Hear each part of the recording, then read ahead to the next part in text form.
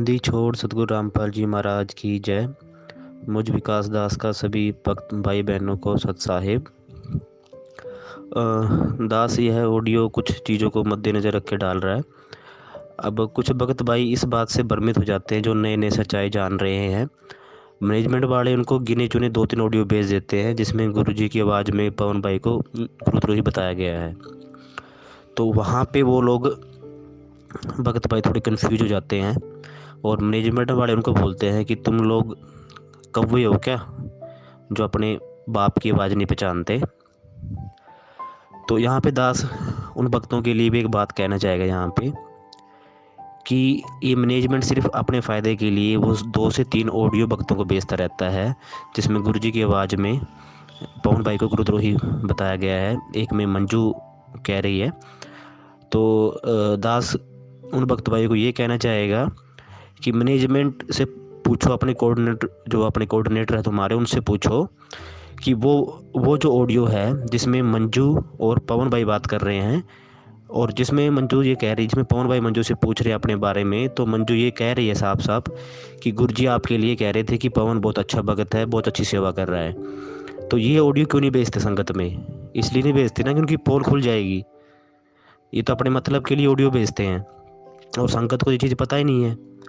अब हमारे सतगुरु रामपाल जी महाराज परमात्मा कोई दोगले तो है नहीं कि एक ऑडियो में गुरुद्रोही बोलेंगे, एक में कहेंगे बहुत अच्छी सेवा कर रहा है। अगर जो गुरुद्रोही हुआ तो अच्छी सेवा क्या हुई? और गुरुद्रोही, द्रोही मीन्स द्रोह मीन्स विरोध। तो गुरुद्रोही मतलब जो गुरु का विरोध करे, गुरु की निंदा करे। और पवन दास ने कौन सी ऑडियो में या कौन से मैसेज में गुरु जी की निंदा करी है? तो यहाँ पे दास परमेश्वर के दिए ज्ञान आधार से जो दास को बात समझ में आई है, दास वो बात यहाँ कहना चाहेगा कि हाँ, दास मानता है कि जेल से आई ऑडियो में सच्चाई है। अगर गुरुजी ने अपनी आवाज़ में पवन भाई को गुरुद्रोही बोला है तो भक्तों ये 600 साल पहले वाले कबीर साहिब ने जैसे परीक्षा ली थी गणका माई को अपने साथ हार श्रृंगार करवा के बिठा के अपने साथ, और जो हाथी में बैठ के उनको श्रृंगार करा के उनके गले में हाथ डाल के बैठ गए थे बोतल में गंगा जल लेके। तो उस समय सत्संगों में बताया, अपने ज्ञान भक्तों को खूब ज्ञान दिया, सत्संगों में खूब बताया कि किसी के साथ दुर्व्यवहार नहीं करना। और मगर फिर भी भक्तों को उस समय के जो चौधरी थे, मैनेजमेंट थी उस टाइम की, जो सेवादार बनते थे मुख्य, उनको बात समझ में नहीं आई, वो गणका माई का विरोध करते थे। तो परमेश्वर ने सोचा कि चलो देख लेता हूँ, इनकी परीक्षा भी हो जाएगी, पता भी लग जाएगा कि कितने मेरे हैं। तो उस परीक्षा में परमात्मा ने एक पे छोड़ मारी और सारे पीछे हट गए। तो उसी तरीके से वही परमेश्वर आज है, वही 600 साल वाला जो पहले मालिक आए थे वही मालिक आज है, वही कबीर भगवान आज है। उस समय की जो गणका माई थी, आज की गणका माई परमेश्वर सतगुरु रामपाल जी महाराज ने पवन भाई को बनाया है। पवन भाई को गुरुद्रोही बोल के परमात्मा ने वही 600 साल पहले वाली परीक्षा ली है जो गणका माई को साथ में बिठा के परीक्षा ली थी। तो वर्तमान समय में भक्तों दास को तो बात समझ में आई है, जैसे परमेश्वर ने पहले परीक्षा ली थी सेम परीक्षा आज है। फ़र्क इतना है, आज की गणका माई परमेश्वर ने पवन दास को बनाया है। पवन दास को निमित्त रखे परमेश्वर हमारे ज्ञान की परीक्षा ले रहे हैं कि गुरुद्रोही क्या होता है। मैं अपने मुख से अगर गुरुद्रोही बोला है, मेरी किसी ऑडियो में अगर पवन द्रोही को मैंने गुरुद्रोही बोला है, तो तुम लोग क्या उसके जो मैंने उसकी परिभाषा बताई सत्संगों में उस पर नहीं जाओगे? तो ये परमेश्वर की हमारी ज्ञान आधार से परीक्षा है। और दूसरी क्या है, हम अगर परमेश्वर के नाम पे ये कहते हैं कि कुछ मैनेजमेंट के भगत कहते हैं कि गुरु जी का जो भी आदेश आए हम मानेंगे। मालिक ने देख सत्संग साफ साफ बोला है कि बंदी छोड़ राजनीति को बिल्कुल पसंद नहीं करते। अगर कल को अगर दास भी ऐसा कुछ करे तो आप लोग मत करना, दास को भी सजा का ऐसा हकदार होगा, ऐसे कुछ परमेश्वर की वाणी है। तो भक्त भाइयों के दिमाग में वो बात नहीं जा रही। तो दास यहाँ पे ये बोलना चाहेगा कि कई भक्त भाई सोच रहे हैं कि मालिक बाहर आके फिर परमेश्वर सही गलत का फैसला करेंगे। मालिक बाहर आके किसी को सही गलत नहीं बताएंगे। उस परमेश्वर के रहते सहते मैनेजमेंट ये गलत हरकत कर रहा था। उस मालिक ने सत्संगों में ही संकेत दे दिया कि दास के जाने के बाद नाम इलेक्ट्रॉनिक सीड काम करेगा, डीवीडी से नाम दिया जाएगा। मगर परमेश्वर के रहते सहते उन्होंने डीवीडी से नाम देना पहले स्टार्ट कर दिया। तो परमेश्वर ने कुछ नहीं बोला, सिर्फ परमेश्वर दुखी हुआ। तो वो मालिक खुद किसी को नहीं बोलेगा, क्यों सब परमेश्वर का बच्चा, जो गलत कर रहा है वही मालिक का बच्चा है। जब मालिक, अब ये मैनेजमेंट है, ये महेंद्र है, भले ही कितने बुरे हैं, काल से बुरे तो नहीं है ये, काल हमें जो फंसा के रखा है, काल ने इतना बुरा किया है, परमेश्वर उस काल को भी दुख नहीं देता। परमेश्वर अपने वास्तविक रूप में नहीं आता, क्योंकि मालिक ने सत्संग में बताया कि अगर वास्तविक रूप में परमात्मा यहाँ पे आ जाए तो काल ये भाग जाए, काल का कलेजा फट जाए। तो परमेश्वर उस एक काल के लिए, ताकि उसको भी कोई नुकसान ना हो, मालिक अपने वास्तविक रूप में नहीं आते, अपने आप को छुपा के आते हैं। तो ये महेंद्र है, बाकी लोग हैं, भले ये बुरे हैं, तो परमेश्वर इनके लिए भी कोई बुरी सोच नहीं परमेश्वर की। परमेश्वर सब बच्चे हैं, चाहे कोई अच्छा या बुरा है। अब मालिक के रहते सहते इन्होंने गलत किया, मगर परमेश्वर ने कुछ नहीं बोला। अब 38 बार कोर्ट ने पेश नहीं होने दिया। क्या गुरु जी को नहीं पता था कि पेशियाँ आ रही है, मगर उन्होंने पेश नहीं होने दिया। परमेश्वर जानते थे गलती कर रहे हैं, मगर मालिक ने कुछ नहीं बोला। कितनी गलत हरकत मैनेजमेंट कर रहा था गुरु जी के रहते सहते, गुरु जी ने कुछ नहीं बोला। मालिक सिर्फ अपने सत्संगों में इशारा करते हैं। जिस तरीके से हमने सतलोक में गलती की थी काल भगवान को देख के, तब भी परमेश्वर ने हमें संकेत किए थे, आकाशवाणी की थी, अपना सत्संग किया था, इसकी तरफ मत देखो। और जब हमने सामने, काल के सामने जब हम सब थे और हमने परमात्मा के सामने हाँ भर दी जाने की, तो मालिक ने कुछ नहीं बोला। तो उसी तरीके से परमेश्वर सामने अगर कोई भक्त भाई जो इस समय मैनेजमेंट के हिसाब से चल रहा है, ये इंतजार कर रहा है कि गुरु जी के आने के बाद ही सब हम पूछेंगे गुरु जी कौन ठीक था कौन गलत था, तो सबसे बड़ा इस समय बेवकूफ़ है।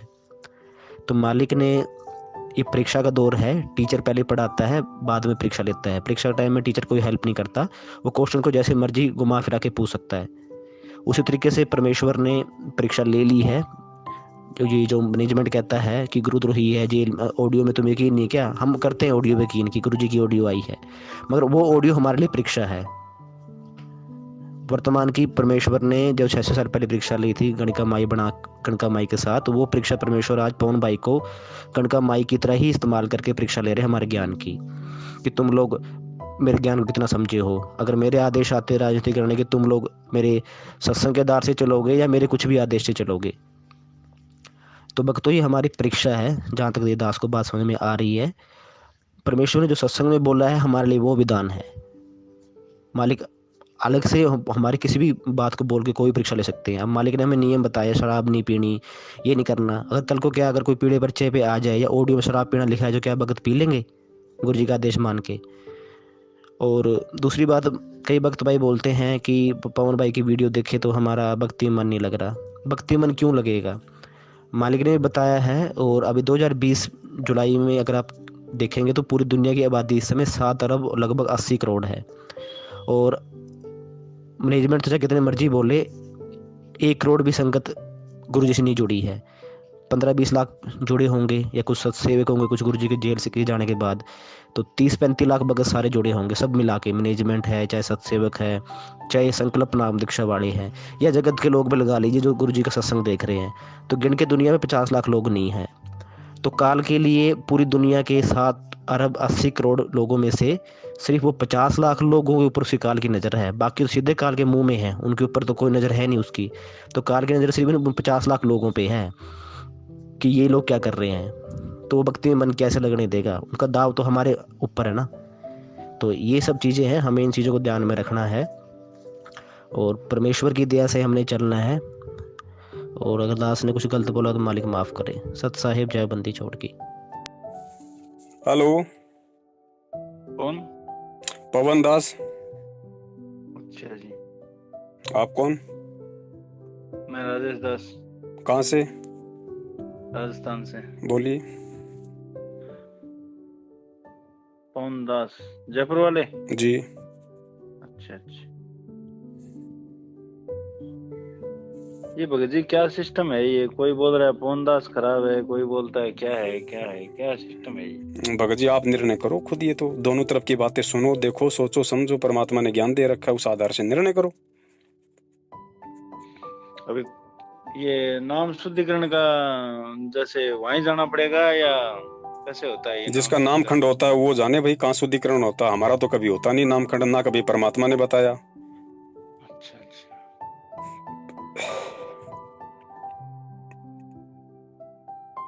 ये तो कह रहे हैं कि हमारे को तो 6 साल से गुरुद्रोही बना रखा है, तो 6 साल से हमारा नाम खंड। तो सत्सेवकों में से तो कोई एक भी नहीं मर रहा, मैनेजमेंट के रोज मर रहे हैं, कोई ट्रेन के आगे, कोई फांसी खा के मर रहा है। वो तो रोज नाम भी शुद्ध करवाते हैं, तारीखों पे भी जा रहे हैं, सब कुछ कर रहे हैं। वही बात है, क्या है क्या नहीं, वो समझ में नहीं है। भाई हमें जिस परमात्मा ने जो नाम दिया है, हमारे परमात्मा का जो नाम है वो तो कभी खंड होता नहीं, और जिसका नाम ही खंडन नहीं होता तो हमें शुद्ध करवाने की जरूरत क्या है। गलतियां सबसे होती हैं तो मर्यादा खंडित होती है, मर्यादाओं के लिए हम अपने परमात्मा से क्षमा याचना कर लेते हैं, आगे से ध्यान रखते हैं, बस इतनी सी बात है। हाँ हाँ। अब उस नाम खंड के बहाने आपको 50 चक्कर हिसार के लगवा दूं, आपसे ज्योति का संकल्प करवा दूं, पाठ के पैसे खा लूं, वो काम हमारा नहीं है। अच्छा अच्छा, ये बात यानी नाम खंड इसमें नहीं होता है। नाम खंड, नाम तो किसी में खंड नहीं होता भाई साहब। नहीं, नाम तो जैसे आश्रम में भी गुरुजी खंड होता था तो बोलते अभी दोबारा ले लोगे। नहीं नहीं, नाम कभी खंडन नहीं होता। शुरुआत में जो भगत भक्ति मार्ग से जुड़ता है ना, परमात्मा उस पे थोड़ा सा उस पे दबाव बनाने के लिए थोड़ा इसको भय रहे, इसलिए परमात्मा कहते हैं कि भैया नाम खंड हो जाएगा, नाम खंड हो जाएगा। नाम खंड होने का मतलब क्या है कि जब आप, मैंने जो तुम्हें नाम के साथ में मर्यादा दी है, हाँ, उन बिल्कुल। मर्यादाओं को अगर तुम तोड़ दोगे तो नाम अपना खंड हो काम जाता नहीं है। करेगा। हाँ हाँ अब आपके घर पे लाइट आ रही है, लाइट कहाँ से आती है? पावर हाउस से आती है ना। हाँ हाँ। आपके घर में यदि आपकी किसी गलती से यदि वायर का यदि डिफॉल्ट हो गया, कोई तार टूट गया और आपके घर में लाइट नहीं आ रही, तो इसका मतलब क्या पावर हाउस ही खंड हो गया? हाँ हाँ हाँ, ये बात सही है भाई, अपनी गलती है उसको सुधारो। लेकिन इस पे ऑडियो आ रहा है कि पवनदास गुरुजी का खुद का ऑडियो आ रहा है कि गुरुजी पवनदास जो है जो गुरुद्रोही है क्या? भगत जी, हमने तो परमात्मा के सत्संग सुने हैं ऑडियो के माध्यम से, हमने कभी गुरुजी की आवाज नहीं सुनी, तो हम कैसे कह सकते हैं कि वो आवाज हमारे गुरुजी की है? मोबाइल के माध्यम से जो रिकॉर्डिंग है, हमने कभी ना पहले गुरुजी की सुनी, हम तो गुरुजी के सत्संग सुनते थे, तो हमें क्या पता भाई साहब।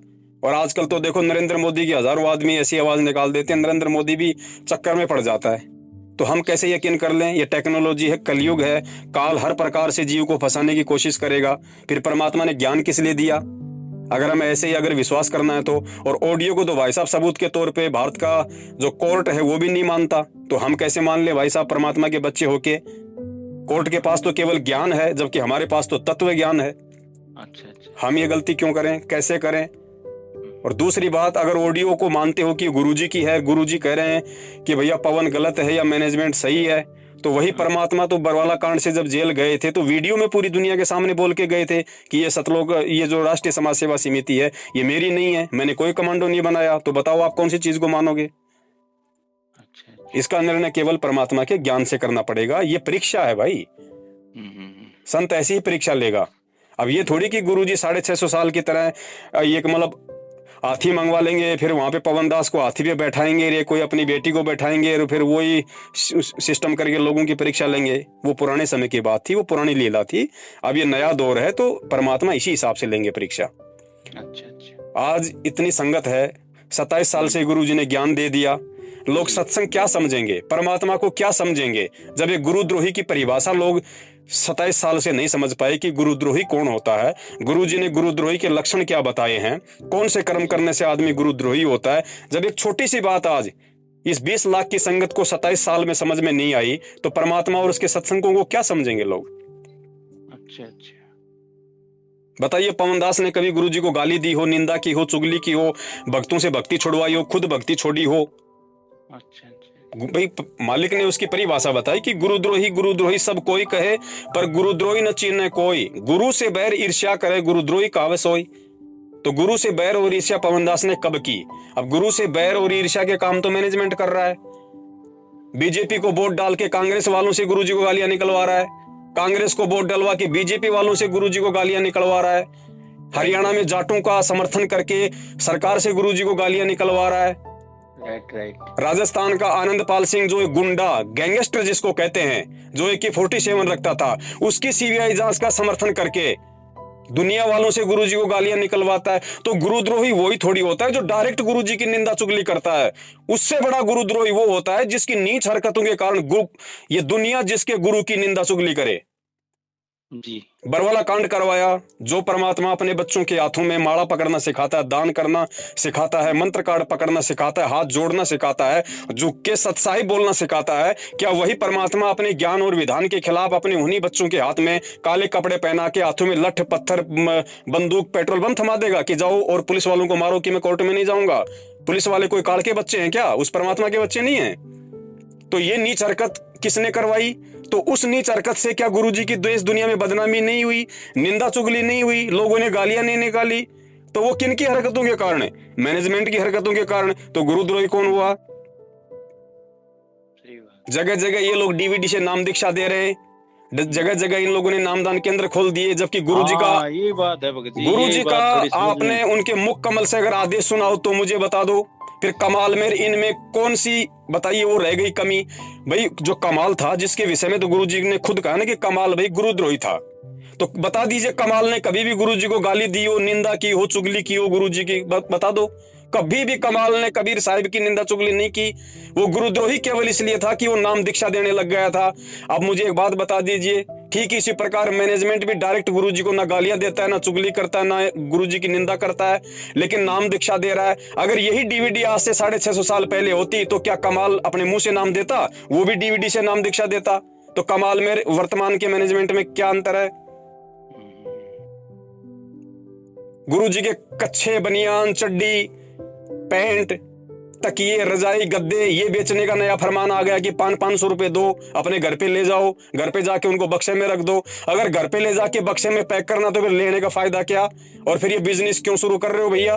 परमात्मा ने आज से पहले, वो तो चारों युगों में आए, कब उन्होंने अपना कच्छा बनियान बिकवाया कि मेरे कच्छे बनियान के दर्शन करने से तुम्हारे पुण्य बनेंगे, तुम सतलोक जाओगे? बता दीजिए। जगह जगह ये छोटे छोटे आश्रमों के नाम पे भगत समाज की जमीन दान में ली जा रही है, उनको लूटा जा रहा है, जबकि गुरुजी के मुख से आज तक किसी ने कोई आदेश नहीं सुना। तो दुनिया किसके पीछे चल रही है? और परमात्मा ने अपने मुख कमल से सत्संगों में ये कहा हुआ है कि बच्चों, ये जितने भी संत महंत हैं, आप कुछ समय का इंतजार करो, जब ये ज्ञान शिखर पे होगा, ये सभी लोग या तो दुनिया छोड़ के भाग जाएंगे या परमात्मा की शरण में आ जाएंगे, और उसके बाद ये जितने इन्होंने देश विदेश में आश्रम खोल रखे हैं, ये हमारे काम आएंगे।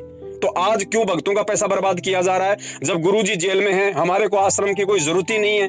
सबसे पहले तो अगर आश्रम की जरूरत है तो गुरुजी की सही तरीके से कानूनी प्रक्रिया को हैंडल करो, और हमारे जो आश्रम सरकार के कब्जे में उनको लेने की कोशिश करो ना। हमारा जो करोथा आश्रम है वो सरकार ने हमारे को दे दिया, वहां पे सत्संग शुरू करो ना।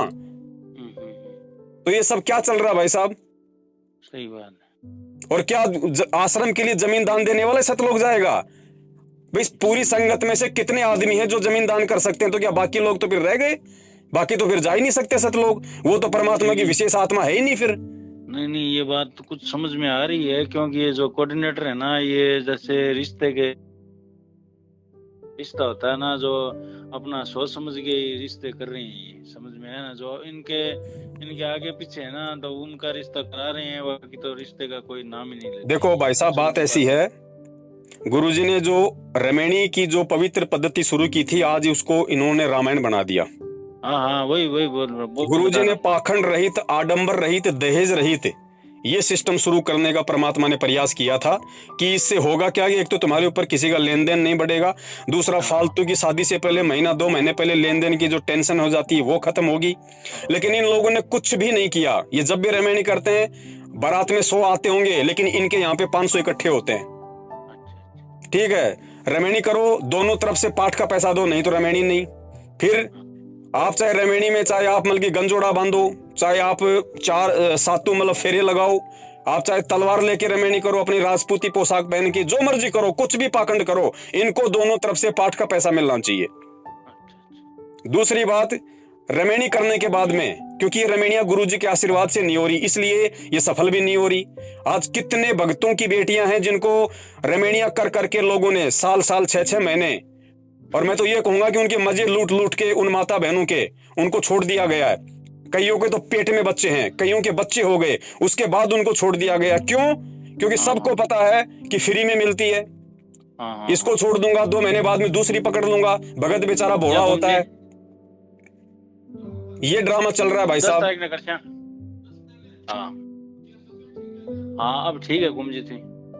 हाँ, तो भगत जी, ये ज्ञान आधार की भक्ति है। नहीं, वो मेरे समझ में आ गई ये बातें। मैं इसलिए समझ में आ गई कि जो कोऑर्डिनेटर जो रिश्ता करा रहे हैं ना, ये जो इनके जो खास है उनका तो रिश्ता करा देते हैं, और कोई जो खास नहीं है उनका रिश्ता नहीं हो रहा है। और देखो, जो इनके खास है ना, हाँ जी, उनके लिए खास रिश्ता ही ढूंढा जाता है। बढ़िया जमीन, बढ़िया जायदाद, बढ़िया नौकरी पेशे वाला, सुंदर लड़का, सुंदर लड़की। हमारे को तो देखो परमात्मा का आदेश मानना है, किसी का कोई भगत तो सतलोक ले जाएगा नहीं, संत रामपाल जी महाराज सतलोक ले जाएंगे, ठीक है ना जी।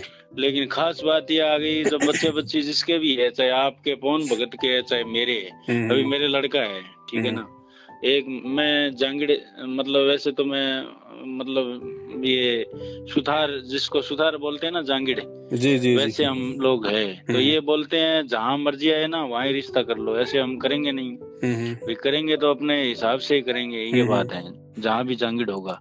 तो वो एक जगह पे मिला था, तो कोऑर्डिनेटर ने उनको मना कर दिया, ठीक है ना, तो मैं बोला कोई दिक्कत नहीं है, गुरुजी का तो ये कोई आदेश नहीं था, गुरुजी का तो ये आदेश था कि भी अगर वो मतलब भगत भी नए हो तो उनको समझाओ कि भी ये दहेज प्रथा हटानी है, इसलिए ये अपने को जी मतलब ये काम करना है। तो ये तो समझ में मेरे आ रही नहीं है, क्या बात है, समझ में नहीं आ रही। नहीं देखो, तो ऐसा है, परमात्मा ने इस- ये कहा है कि भैया ऐसा है, हमने जातिवाद की जो प्रथा ना, हमने इसको जो है मतलब कि समाप्त करना है। यदि आपके गुण मिल जाते हैं, आपके यदि आपस में विचार मिल जाते हैं, तो चाहे आपका समाज हो चाहे आपकी जाति का हो, चाहे जाति का ना हो, उससे कोई लेना देना नहीं है। जी जी। परमात्मा की मर्यादा जो नियम है जो रमैनी के, उसमें रह के शादी करो। उसके बाद चाहे आप सुथार हो, चाहे आप सुथार में करो, चाहे ब्राह्मण हो, चाहे आप मतलब कि राजपूतों में करो, किसी में करो, उससे कोई दिक्कत नहीं है। अच्छा अच्छा। नहीं नहीं नहीं, वो तो ऐसे है कि जब तक जहां तक हो तो अपना ही करना चाहिए ना, नहीं हो तो वो बात अलग है।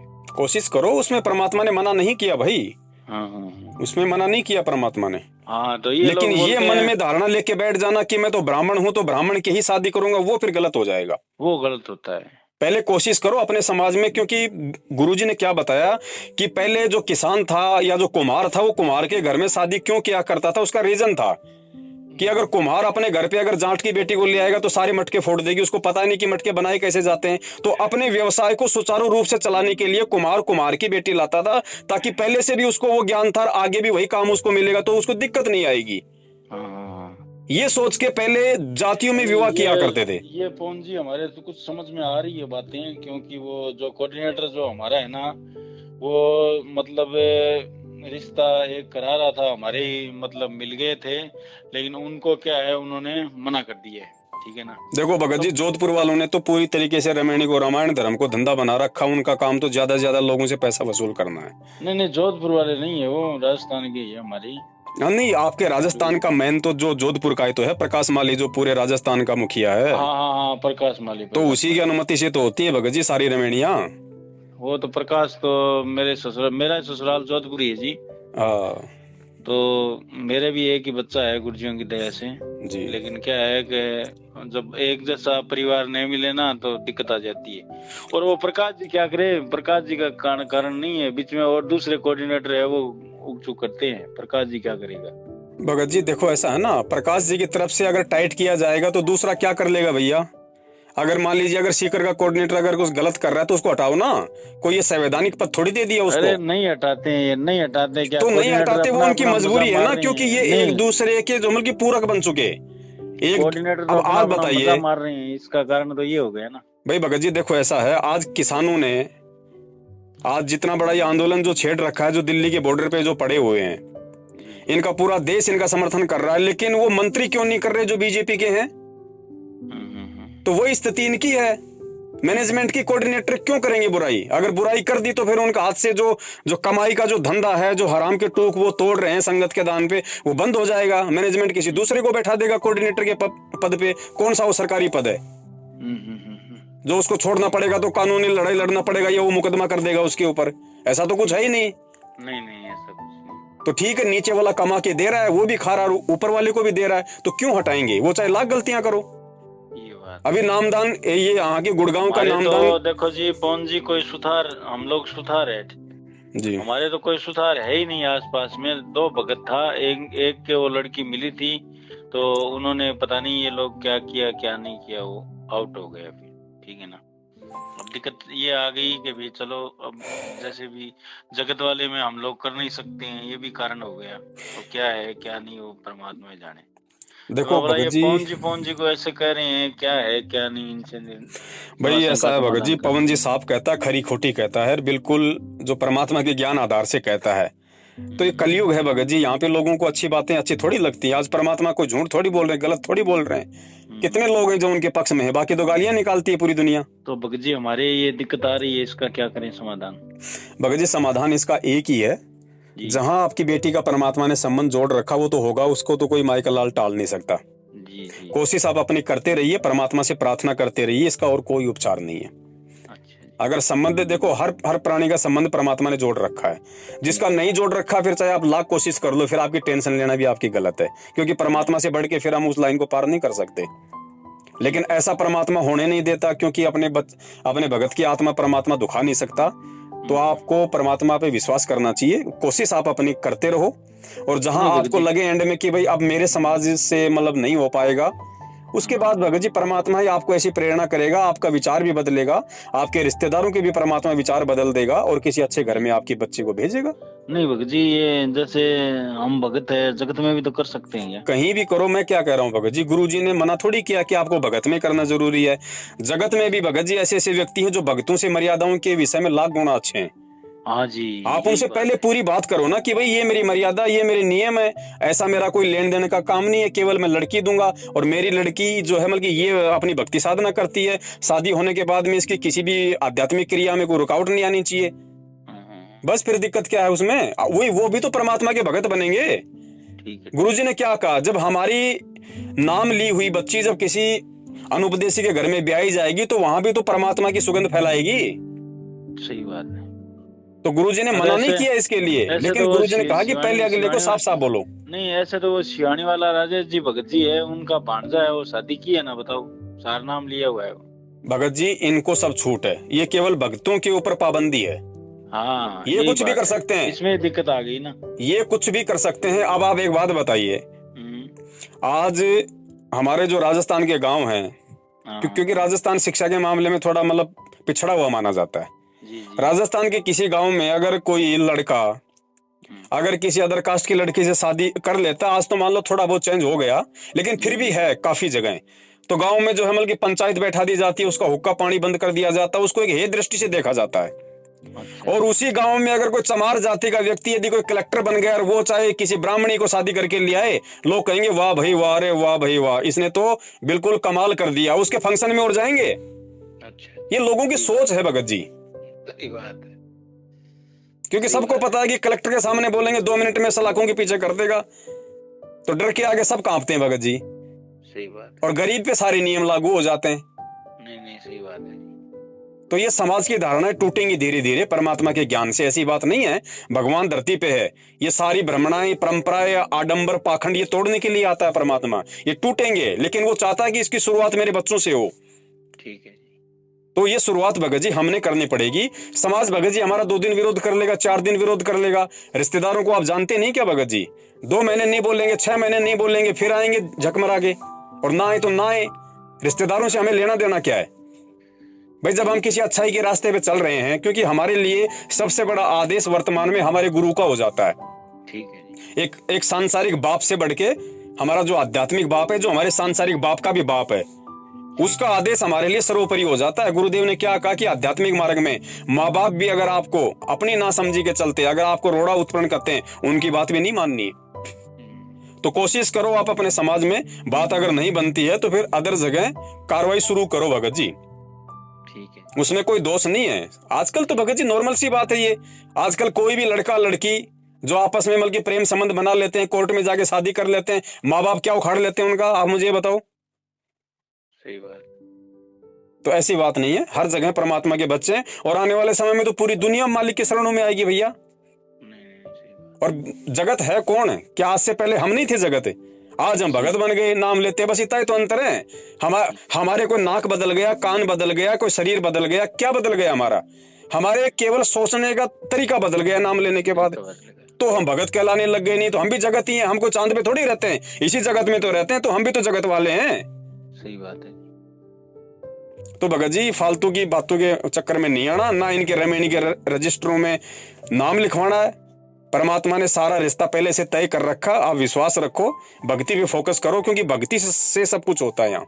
नहीं, ठीक है जी, ठीक है। एक ही है दास का लड़का, और ये कोऑर्डिनेटरों को पहले हुआ था, बात हुई थी, लेकिन वो कोऑर्डिनेटर है ना हमारा, जो उसने पता नहीं क्या कहा क्या नहीं कहा, फिर वो बात ना हो गई। देखो भगत जी, मैं तो निवेदन करूंगा मैनेजमेंट के साथ में आप ये करना भी मत। जैसे आपका कोई कोऑर्डिनेटर है, नामदान संचालक है, उनके कहने पे, उनके इशारे पे रिश्ता भी मत करना, क्योंकि फिर आपको रमेणी भी उन्हीं के हिसाब से करनी पड़ेगी। उनके हिसाब से रमेणी करोगे, फिर आपको पाठ का पैसा भी देना पड़ेगा। और वर्तमान में आपको पता ही है कि आपने अगर कुपात्रों को 1 रुपया भी दे दिया ना, आपकी सारी भक्ति कमाई नष्ट है। अच्छा। हाँ, अपने घर पे करो ना रमेणी। परमात्मा ने ये कहा कि आपको कम्युनिटी हॉल में जाके करनी पड़ेगी। अच्छा। आप चाहे लड़की के घर पे जाओ, चाहे लड़की वाले आपके घर पे आए, परमात्मा की रमेणी हम रोज करते हैं, दोनों को वहां बैठा दो। उसमें कौन सा भगत जी वहां पे मतलब कि वेदों के मंत्र पढ़ने पड़ेंगे? जी। हो गई रमेणी। गुरुजी ने क्या कहा? परमात्मा ने संयोग जोड़ रखा है, तुम तो खाली एक मतलब निमित्त बनोगे बस। चलो ठीक है भगत जी, देखते हैं मालिक क्या करेंगे। हाँ, विश्वास रखो भगत जी, समय पे परमात्मा सब कुछ करेगा। है अभी बच्चा 24 साल का, 23 साल का, 24वां साल चल रहा है अभी। कोई बात नहीं भगत जी, कोई बात नहीं। परमात्मा, आजकल तो पढ़े लिखे लोग तो 30 साल पहले शादी नहीं करते, आजकल तो ऐसा कल्चर चल गया। नहीं ऐसा नहीं है भगत जी। चलो ठीक है, वो तो परमात्मा जैसे भी करेंगे। बाकी शादी का 30 साल का कोई वो, कोशिश करते रहो भगत जी, कोशिश करते रहो। जहां परमात्मा ने संयोग जोड़ रखा वो जरूर होगा, उसको कोई नहीं रोक सकता। और मान लीजिए आज आप इतनी टेंशन ले रहे हो, कल को क्या पता आपका ऐसा कोई संयोग हो, आपका शरीर छूट जाए। अब बताओ टेंशन कहाँ गई भाई? फिर कहाँ जाएगी वो टेंशन भगत जी? फिर भी उसका संयोग होगा तो होगी। आपके ना रहते हुए भी अगर उसका संयोग है तो शादी होगी। हाँ वो तो ही, परमात्मा की मर्जी हो। तो टेंशन मत लो भगत जी इन सब बातों की। टेंशन नहीं ले रहे हैं, इसलिए आपसे शंका समाधान किया है। हाँ। क्या है क्या नहीं, पता नहीं क्या हो रहा है, समझ में नहीं आ रही। और बताओ कोई सेवा हो तो? और तो कोई सेवा नहीं है। चलो ठीक है भगत जी। सही। सत साहिब।